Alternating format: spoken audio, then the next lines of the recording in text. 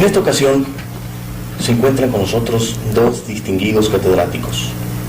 Uno de ellos es el maestro, el profesor Juan Holguín, quien es director de la Academia Universitaria de Lengua y Arte, y además es catedrático de varias materias sobre el idioma nacional, sobre el español. Él es maestro de lingüística, es maestro de semiótica y es maestro de otras materias muy interesantes. Está también con nosotros el maestro José Luis Valle, egresado de la Universidad Nacional de San Salvador y también de Costa Rica, de San José de Costa Rica, quien en la actualidad es catedrático de Teoría de la Comunicación, Seminario de Ideología de los Medios de Comunicación y Prácticas Profesionales de la Escuela de Ciencias de la Comunicación, incorporada a nuestra máxima casa de estudios. Ellos van a hablar de un fenómeno que es muy importante en esta época: las caricaturas.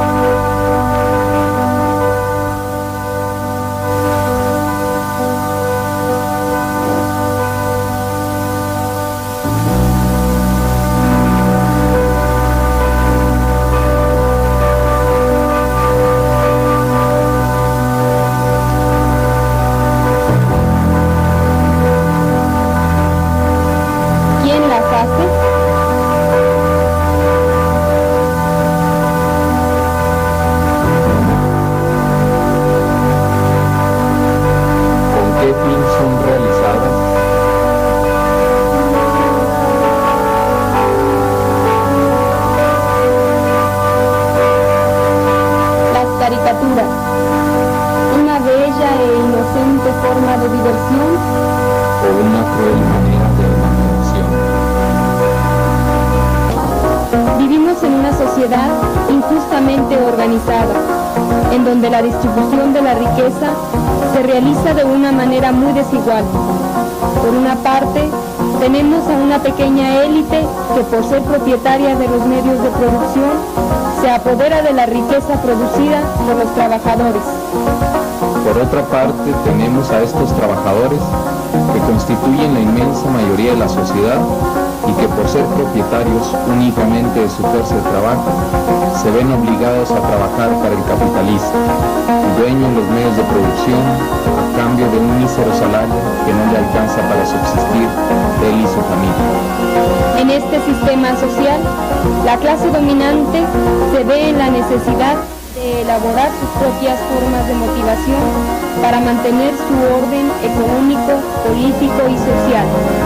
Es por eso que utilizan los medios de comunicación, de los que también son dueños, para presentar aspectos de una cosa disimulándola, enmascarándola para hacerla atractiva y lograr así objetivos de acuerdo a sus intereses. A esto se le llama pseudoconcreción. Una de las formas más importantes de motivación social es la caricatura, que se define como la representación parcial, cómica, ridícula o exagerada de un objeto o persona. Llegamos por tanto a la conclusión de que pseudoconcreción en las caricaturas es la utilización de representaciones parciales, cómicas, ridículas o exageradas de objetos o personas presentadas de una forma atractiva a la vista para lograr un objetivo determinado de acuerdo a los intereses de la clase social dominante. Naturalmente, sin presentar la realidad tal y como es, sino con doble sentido, ocultando en el fondo sus verdaderas intenciones. La caricatura va fundamentalmente dirigida a la niñez, porque siendo los niños los hombres del futuro, se les crean desde pequeños formas de conducta para que actúen de acuerdo a como la clase dominante lo requiere para seguir sosteniendo su sistema social. Las caricaturas a la vista de todos, son una forma sana de diversión infantil. Sin embargo, son un instrumento más de control social. A través de las caricaturas, la clase dominante impone a los niños formas de conducta que la hacen aceptar y justificar el actual sistema de opresión. Para ello, se basan en la psicología infantil. Los niños aprenden de lo que ven, tienden a imitar determinados modelos de conducta. Si estos modelos se les presentan visualmente y de manera cómica, más fácil resultará su aprendizaje. El niño tratará de imitar aquellas acciones que a todos gustaron. Por ejemplo, cuando el niño observa una situación aparentemente divertida, donde se desarrolla un hecho de violencia, como la forma de presentación a él le causó gracia, él imita la acción tratando de causar gracia en los que lo observen. Cuando un niño copia la conducta de un modelo, experimenta un reforzamiento autoadministrado. Esto es, porque al imitar estas acciones, reciben la recompensa de la aprobación o la aceptación de los adultos. En las caricaturas existen factores que facilitan el aprendizaje. La aparente claridad de las imágenes que presentan actitudes divertidas hacen difícil encontrar el doble sentido y por el contrario, aprenden fácilmente. Podemos identificar a algunos conocidos personajes caricaturescos que nos pueden mostrar la forma en que son utilizados para enajenar. Tenemos que ante cualquier problema siempre viene el hada madrina, que siempre es blanca y de cabellos dorados, a salvar la situación. O bien, vienen los colores de la bandera norteamericana a sacarnos del apuro. El mal, por lo general, se presenta moreno, cabello negro, de aspecto latinoamericano, no anglosajón, o también con ojos rasgados, de apariencia oriental. Claro, la violencia se presenta cómicamente para ser aceptada, la guerra como algo normal y gracioso. Los sentimientos y emociones que las caricaturas producen se materializan en jugosos negocios. Naturalmente, esta realidad es solo para niños ricos. Para el trabajador explotado existe una recompensa ilusoria, pero también existe la forma de prestarse a ser utilizado. O la idea ilusoria de que se puede vivir sin trabajar. Además se justifica el engaño. Es bueno ocultar la verdad. Los blancos son buenos y los indios malos. Claro es que estos blancos buenos pueden ser militares y pertenecer a los Estados Unidos.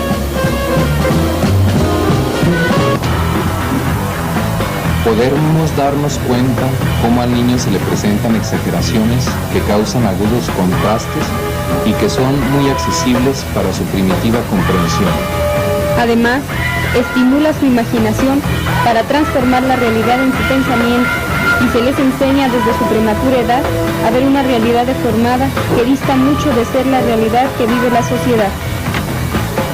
La etapa más importante en el ulterior desarrollo emocional del niño empieza luego, cuando no solo las sensaciones, sino las representaciones provocan sentimientos o necesidades cada vez más variados y complejos. Sentimientos y necesidades nuevas, que reflejan una vida cada vez más insegura y violenta.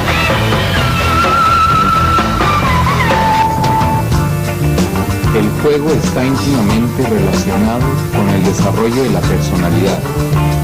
Los modelos que los niños toman para realizar esta actividad va formando su carácter, sus características individuales, su personalidad. Las diversas formas de actividad del adulto sirven de modelo o ejemplo que se reproduce en la actividad del juego de los niños. Los juegos están orgánicamente vinculados a toda cultura del pueblo. Su contenido lo toman de su trabajo y de la forma de vida de la sociedad. Las caricaturas como modelos motivacionales de conducta de los niños no es ni el único ni el más reciente. pero sí uno de los más claros e importantes para demostrar cómo se emplean los medios de comunicación para manipular una determinada cultura de un pueblo, para enajenarlo, preparando desde los niños hasta los mismos adultos para seguir manteniendo un sistema de explotación cuyas relaciones sociales se caracterizan por la explotación de los trabajadores por la burguesía, dueña de los medios de producción y de comunicación.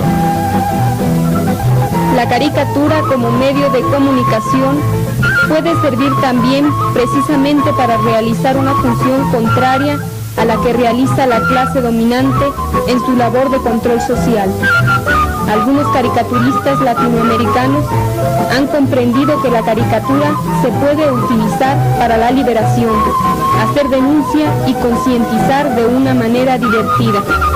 Tenemos pues ante nosotros dos proyectos de comunicación que nos presentan las dos clases sociales fundamentales de la sociedad moderna, la burguesía y el proletariado.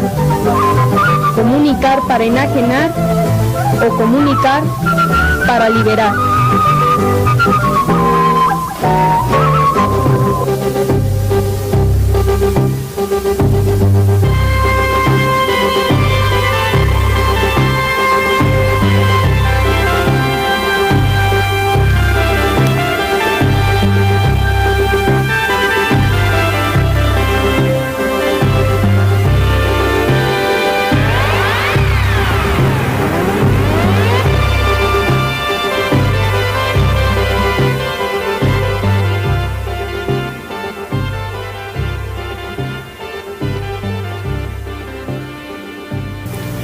Se ha dicho que México es el país que lee más cómics, como se conoce mundialmente este término, un término anglosajón, más cómics en todo el mundo. También se ha dicho que quizás se deba esto a que nuestros antepasados, nuestros ancestros usaban códices y no usaban alfabeto, es decir, usaban cómics, usaban monitos. La pregunta que voy a hacer es la primera. Maestro Holguín, ¿qué tanta importancia dentro de nuestra formación lingüística ayuda, auxilia o deforma la codificación lingüística que viene en los cómics? El lenguaje que tiene, el código que manejan los cómics, la caricatura, son extraordinariamente comunicativos en cuanto a que ofrecen una serie de enunciados que van a causar gran efecto en el niño, en los niños norteamericanos. En el plano nacional, en el plano de México, este lenguaje que obedece precisamente a un doblaje enmarca una situación caótica, porque se usan unos elementos fuera de contexto, fuera de realidad. El lenguaje manejado por los cómics en nada o casi en nada favorece a la formación integral de nuestros niños, tal y como lo presupone la Secretaría de Educación Pública. Sin embargo, algunos autores han recurrido, inclusive la Secretaría de Educación Pública ha recurrido al cómic para llevar lecturas interesantes, lecturas de carácter histórico, o bien se han adaptado obras de autores universales o de autores latinoamericanos que han recibido el aplauso del mundo. ¿Qué nos puede decir al respecto? Bueno, aquí hacemos una separación. Aquí el cómics, la caricatura, el dibujo animado norteamericano ha sido prohibido por la Secretaría de Educación Pública en el nivel preescolar. En cambio, como usted lo acaba de afirmar, a través del correo del libro, a través de los órganos de divulgación de la SEP, se ha manejado los episodios mexicanos a manera de cómics, a manera de panfleto, a manera de pasquín, y se va ilustrando la historia de una manera muy comedida, de una manera muy recreativa, y entonces sí estamos hablando de hechos formativos.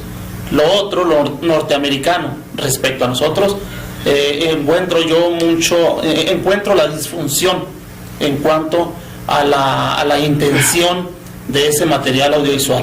Es decir, el cómic norteamericano, el cómic que nos lleva aquí a a nuestros niños como Walt Disney, como toda esa serie de personajes, el Conejo Pucks y todos ellos, ayudan o no ayudan al desarrollo psicosocial del pequeño? Definitivamente esta serie de programas para una sociedad consumista, para una sociedad que está con todo lo necesario, pues realmente sí ayuda, porque es un incremento a un alto estándar de vida. En cambio a nosotros, o bien hace a los niños demasiado exigentes, o bien a los niños los hace demasiado, los sitúa fuera de una realidad.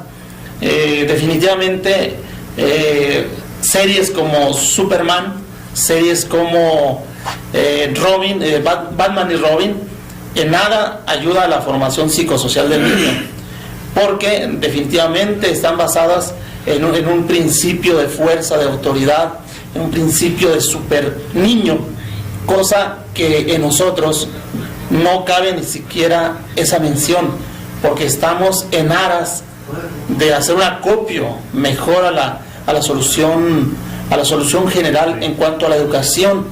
Entonces, esas persecuciones, esos superhombres, esa superfuerza, ese Hulk, ese hombre increíble, a nuestro niño lo distorsiona en su psicoasociación, porque o es un niño golpeador o es un niño estereotipado.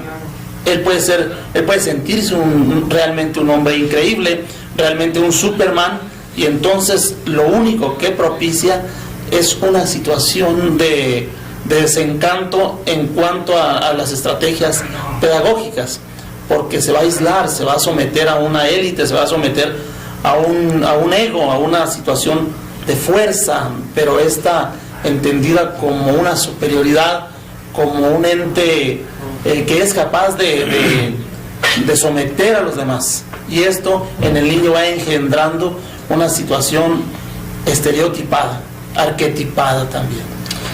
Es triste reconocer que nuestra televisión comercial, la televisión comercial mexicana, lo único que ha hecho en cuanto al dibujo animado, en cuanto a la caricatura, es doblarlas al español. En nuestro país tenemos una gran pobreza de dibujos animados para televisión o para cine, con 2 o 3 excepciones, como serían los Super Sabios, que son cómics netamente mexicanos, con una ideología para mexicanos. Pero fuera de eso, el cómics que nos llega a nosotros es un cómic para niño anglosajón. Maestro José Luis.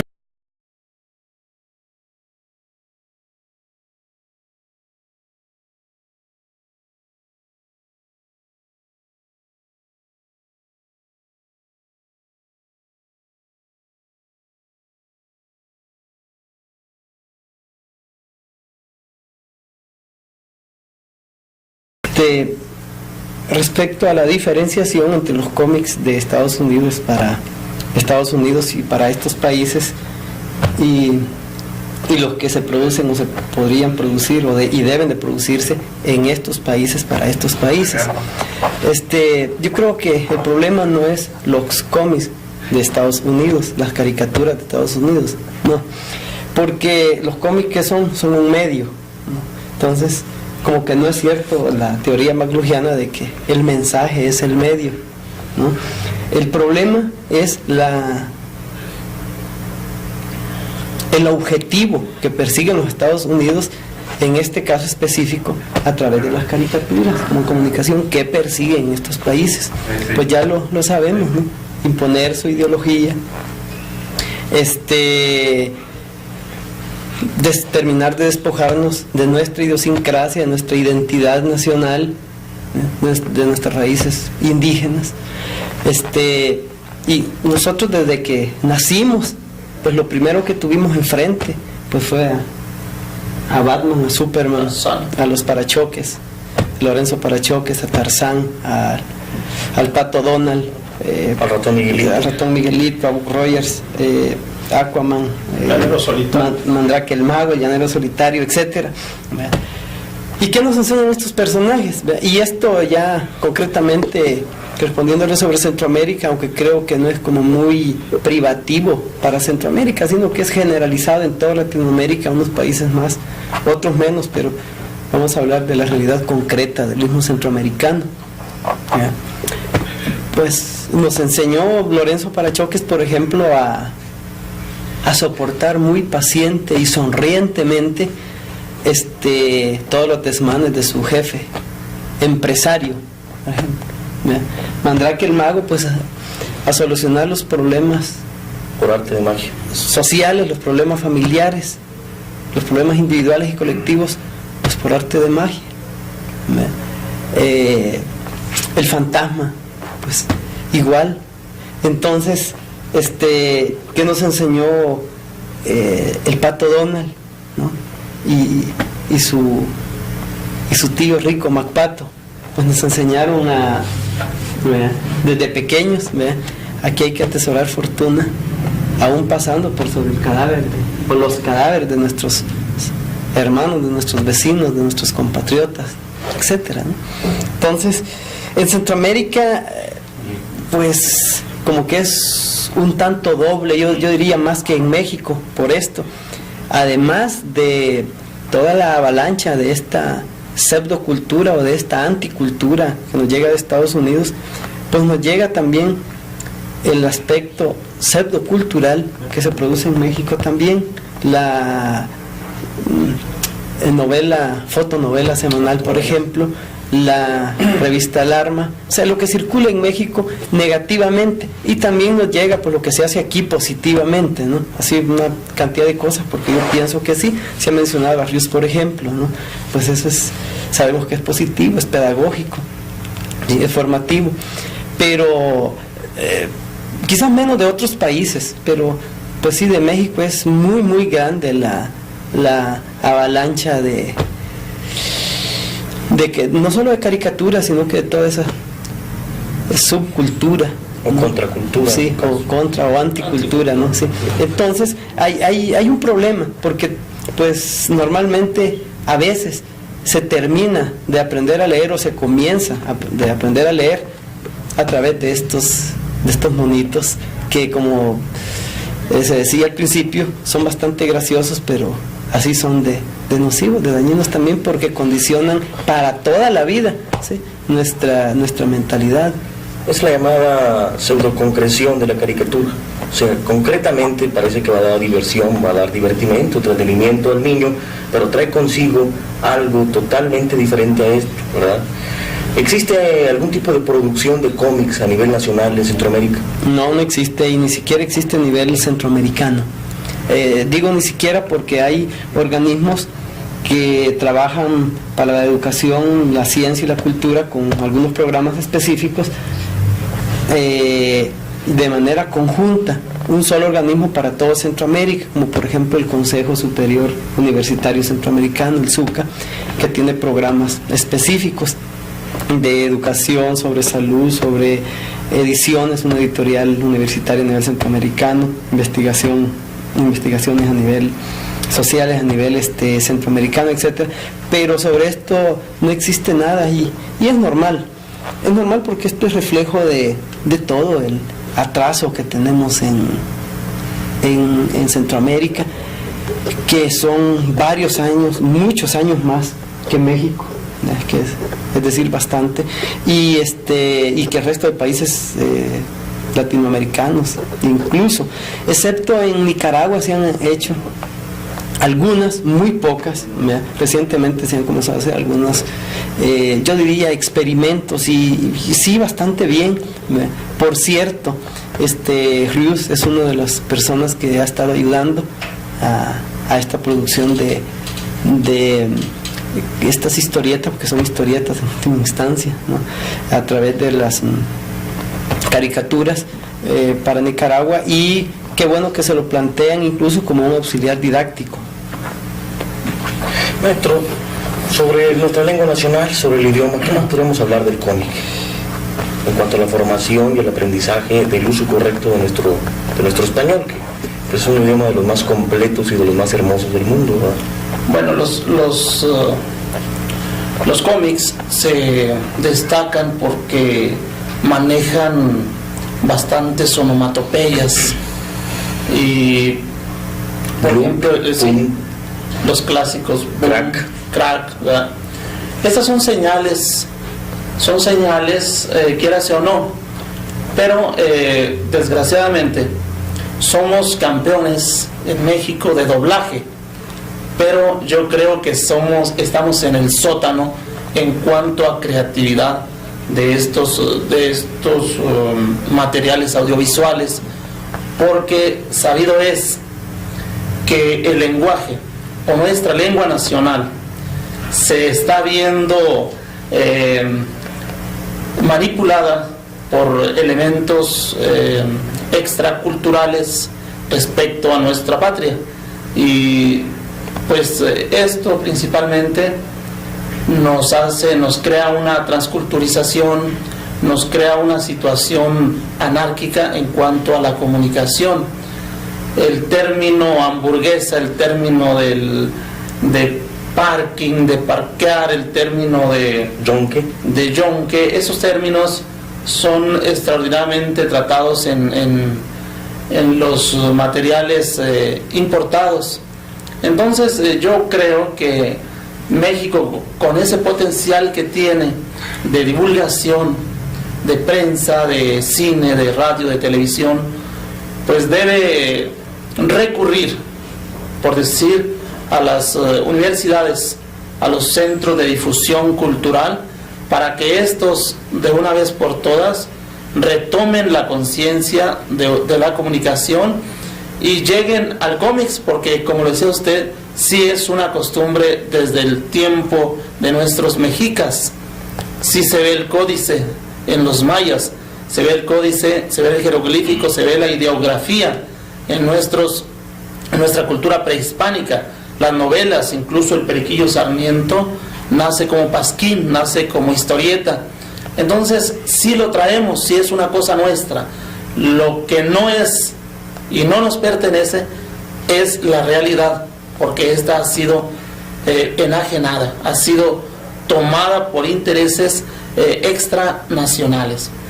Yo creo que las universidades, a través de sus medios de difusión, podrían crear un material con una vinculación estupenda para alimentar o retroalimentar la educación desde todos sus niveles, hablando de un jardín de niños, una escuela primaria, una secundaria, con ese apoyo, con esa técnica que ya posee México. Muestra de ello, pues sin duda, es las escuelas de ciencias de la comunicación que están trabajando en la República Mexicana, y que no escapa a ello nuestra Escuela de Ciencias de la Educación, incorporada a la Universidad Autónoma de Ciudad Juárez. Finalmente, una pregunta que es muy importante, quizás sea el quid de esta situación, ¿verdad? ¿Qué papel juegan los cómics, las caricaturas, en la formación o en la deformación de la identidad nacional? Sobre todo en ciudades como la nuestra, que están inmersas de una cultura totalmente extraña a la propia. Sí, pues como resultado de todo esto, ya para resumir, podemos ver cómo nuestros niños, nuestra juventud y nuestras generaciones adultas han aprendido, o hemos aprendido, quizá unos más conscientes que otros, a imitar, por ejemplo, a James Bond, a Superman, que ya lo mencionábamos, a la Mujer Maravilla, a Kung Fu, etc. Y nos hemos olvidado de Emiliano Zapata, nos hemos olvidado de José Martí, nuestros valores. Nos hemos olvidado de Juárez, de Benito Juárez, de Simón Bolívar, de Sandino, Farabundo Martí, etcétera, ¿no? Igual nos a bailar, que rock, twist, boogie, disco, y nos hemos olvidado pues de la gran riqueza de la quena, folclórica, de la ocarina, de la marimba, del jarabe tapatío, de la samba, etcétera. Nuestros valores, o sea, esa es la pérdida de nuestra identidad nacional. Hemos aprendido a amar, ¿verdad?, a las, qué sé yo, simplemente Marías. Los grupos musicales juveniles que están ahorita atiborrando el mercado del disco y el mercado de la televisión, y además como consecuencia también surgen cómics. Por ahí hay unos cómics de un grupito español que está pegando mucho, en fin. Sí. Pues decía amar, qué sé yo, a los Pitufos, a Heidi, sí, y a olvidarnos de qué, de Juan Rulfo, no olvidarnos, a desconocerlo, no lo conocemos, a Juan Rulfo, a Pablo Neruda, a Gabriela Mistral, a Rubén Darío, Asturias, etcétera. Entonces, esa es la pérdida de nuestra identidad. Entonces, incluso presumimos, ¿verdad?, de manejar información, de manejar cultura al respecto, porque manejamos esos valores enajenantes, esos valores de dominación, pues, del imperialismo norteamericano, y a veces incluso nos avergonzamos de nuestra idiosincrasia, de nuestras costumbres. Pues preferimos hablar de, como decía, de estos grupos musicales estadounidenses, por ejemplo, y que nunca de los tarahumaras. ¿Por qué? No, son gente atrasada, gente inculta, no es nuestra raza, no es nuestra gente. Esa es la mentalidad, y ese es el objetivo bien logrado de la penetración cultural, que en síntesis es penetración ideológica y para la dominación. Entonces, eso como resumen, sí. Agradecemos mucho la presencia de dos distinguidos catedráticos, del profesor Juan Holguín y del licenciado José Luis Valle. Y a ustedes, amigos, les agradecemos en infinito su presencia en este programa. Asimismo, los queremos invitar todos los días a nuestra programación noticiosa, imágenes, y sábados y domingos a nuestros programas de carácter cultural. Por su atención, muchas gracias.